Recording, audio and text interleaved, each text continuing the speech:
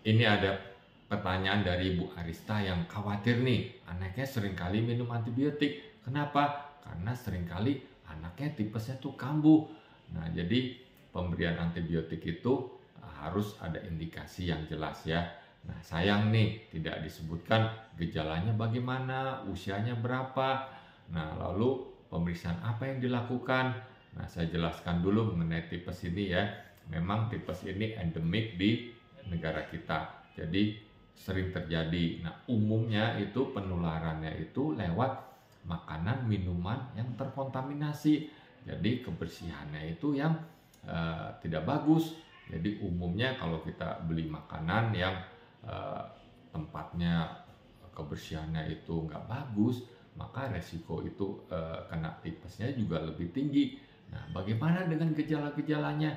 Nah, umumnya gejala ke saluran pencernaan. Jadi ada mual, muntah, mencret, kadang sakit perut. Nah, dan juga harus ada panas ya. Nah, jadi panasnya itu umumnya sepanjang hari. Nah, pagi, siang, sore, umumnya panasnya tidak terlalu tinggi. Nah, umumnya pada malam dia panasnya lebih tinggi. Nah, apakah gejala-gejalanya itu ada pada Ibu Arista ini enggak? Nah, lalu mengenai pemeriksaan lab itu juga penting. Seringkali saya temukan nih panas hari pertama, hari kedua udah dicek Widal.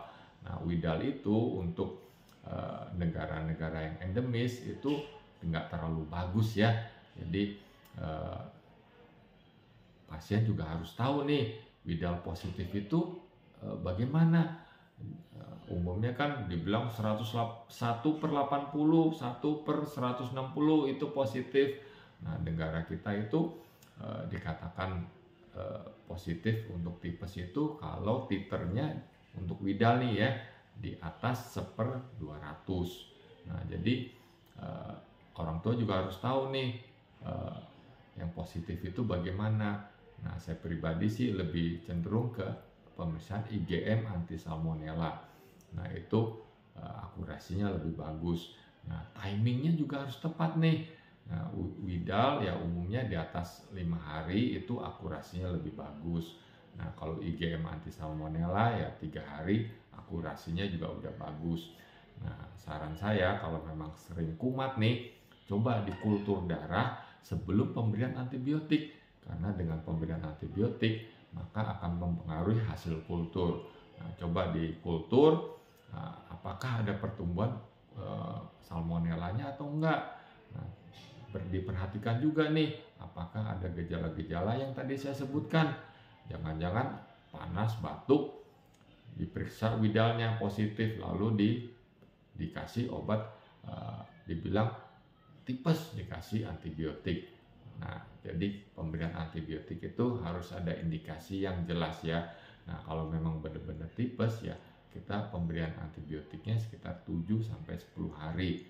Nah, pada anak-anak jarang ya itu carrier ya. Kalau carrier itu ya dia bisa kumat-kumat. Nah, semoga baiknya diskusi lagi nih sama dokternya. Bener nggak nih tipes?